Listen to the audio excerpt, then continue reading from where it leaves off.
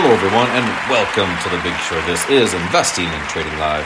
As always, once again, I am your host, Josh Lilquist.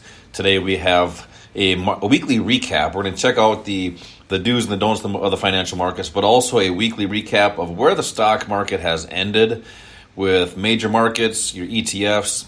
We'll also look at some individual stocks, some crypto. As we know, this week was actually a pretty good week, so we're seeing some upward action to that, upside action to that. Well, if we have time, we'll take a peek at the currency market and some futures. As we know, there is risk in trading and investing, and you can and will lose money at one point in your life. This is strictly for entertainment purposes only, mainly mine. But hopefully you find it entertaining as well. So let's start off with a quick market update. Let's look at the S&P 500. Closed at 562.01. As we know, we talked about a few things last week. So we talked about a supply zone that we talked about, I think it was on, let's just say, last Wednesday, the 4th. And we said, this is a good supply zone. If we see some continuation to the downside and a retracement back to that, we'll see a good supply zone, although it still was an okay supply zone. That being said, it did not hold, and we basically had that drop right out of it and zero continuation. So losing the odds enhancers with that actual supply zone with the S&P 500 ETF, the SPY. And really the market closed at all-time highs once again. Currently closed at 562.01 on Friday. Market ended at a 0.5% to the upside. So that's your S&P 500. Next, your Dow Jones Industrial Average, the DIA, closed at 414.94. This one, it did not pierce all-time highs, but gosh, within probably a good 10 cents, I would say, 10 to 20 cents of the all-time highs. So looking good for those bulls out there. And no real supply-demand zones to speak of on that. The NASDAQ closed at 475.34. So this one here, same story as the S&P 500. Had a nice supply zone in there, but just did not see any continuation out of that. And blew right through that on Wednesday the 11th. So lots of odds enhancers there. So this one not quite as high or quite up to the all-time highs, but that being said, we are within probably 1% of all-time highs. Let's just take a look. 6% of all-time highs. So we're getting very close on the S&P 500, the Qs, the NASDAQ. IWM closing the week out at 216.83. So this one here gaps up on Friday and just a continuation there. So no real supplier demands on that I see on that, but that is your IWM, your Russell. All right, some other notable ETFs. XME, which is your mining and metals, shoots up after the drop for the last week and a half or so. Shoots up from Wednesday the 11th into Friday and closing the week at, as I mentioned, $58.65. USO, which is oil, the ETF for oil, coming down to that same demand zone that worked last time and getting near it, so still showing some buying pressure near there. We did go pretty deep into that. I doubt that'll hold next time we get down there, but we will see what happens as time progresses on. As time marches on, who sang that song? Tracy Lawrence. 69.84 for the USO ETF oil contract. As far as oil, the actual crude oil price, $68.65. Really in a struggle bus, quite frankly, since popped down from the supply zone back in October of last year. So almost 1 year of downside action here. Kind of down, back up. It never goes straight up or straight down, but we are down roughly over the past year or so, down about 30% almost, so 28%. So that one here probably going to continue to that downside. There might be some buying opportunities there with oil or USO. Doubt it's volatile enough to give any premium on the option side of it, but it's there. Gold currently closed at $2,577.57, up 0.74% on Friday, and we're at all-time highs. So that's great for us gold holders, physical gold holders. And silver, $30.72, also great for us silver holders. I've had silver for quite some time, back in $15. But I bought it, let me just see where I got it. I want to say in 2015 or 16, maybe 2017. Let's just see where that's been, just since we're here.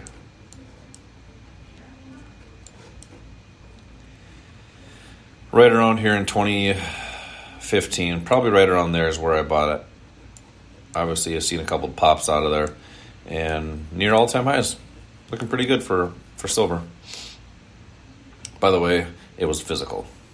All right, Bitcoin currently at $59,996 per Bitcoin. This is open right now. This is a 24/7 market. So as you can see, we've seen a good spike up over the last few days here after the really choppy downside action with Bitcoin. Let's peek at HNT. HNT currently all at $7.50. Looks good there. I like that. Continuing to the upside. Mobile probably not doing the same. Still struggling there. Very sideways here for the past couple months here. So that's your crypto market update. Anything else to look at? Maybe we just look at Ethereum since we're here. And this is really struggling as far as Ethereum. Struggling for quite some time. Let's get back our trend line and see what our high is down there. Down 41%. So, it's on sale. Half off. Okay. So let's get into a couple currencies. I know we have an opportunity with the Aussie dollar short, I believe, in the zone. And these are just ideas, not recommendations. My ideas for my entertainment. So currently in the zone, they're looking to take that down to 65 cents. And they have a potential buying opportunity in the Aussie yen, and just in no man's land right now, waiting to be bought. Actually, okay. NVIDIA, this one here closing the day pretty much right where it opened after it bounced up from the lows that it got down to right around $90, 90.70. Coming right out of that demand zone. Nice typical demand zone right there. There's actually two of them there. First one did not hold, pierced right through it, actually probably in the same day, and then gaps up from there. So textbook there. Currently closed at 119.10. Let's peek at a couple other stocks here since we're at it. Snapchat up 2.15% on Friday, coming out of that same demand zone a couple times here. Same old story. Supply and demand at its finest. Other big movers on Friday. GE was up 5%, probably near all-time highs. GE is looking swell. Looks like I have looked at this one in the past, up 200-something percent. 276% from for 2 years. GE is just rocking to the upside. $178.21. Target still off that demand zone. We waited 6 months for this right here, this demand zone that was created back from May of 2020. Still holding there. Still currently at about a 2-to-1. I do like Nordstrom's. Nordstrom's is a nice stock that actually does give a little bit of premium here and there with options, and probably not a whole lot right now. Currently in the middle of the percent Bollinger Band, so I'd say no opportunities there. What's been beaten up here?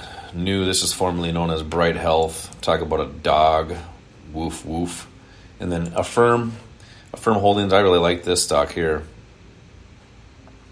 Currently coming out of that same demand zone that held for a while. So that one here, $44.01. And closing out your stocks, let's look at, I know Chipotle had a monster day the other day. Kohl's Cash, struggling.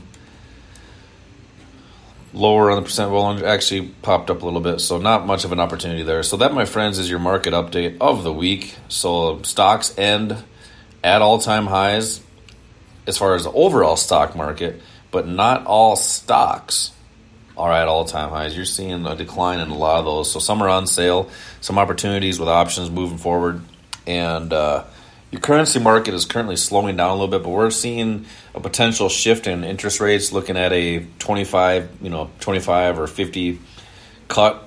I believe it's next week as far as the announcement. Let's just take a look at next week, Wednesday.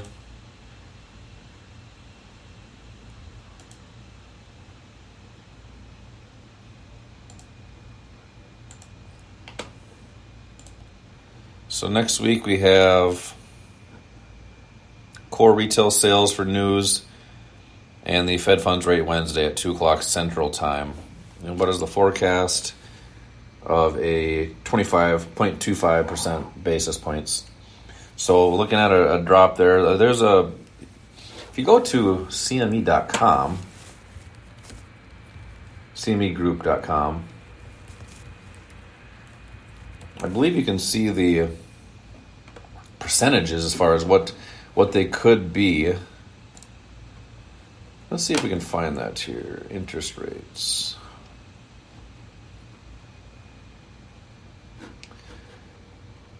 Data.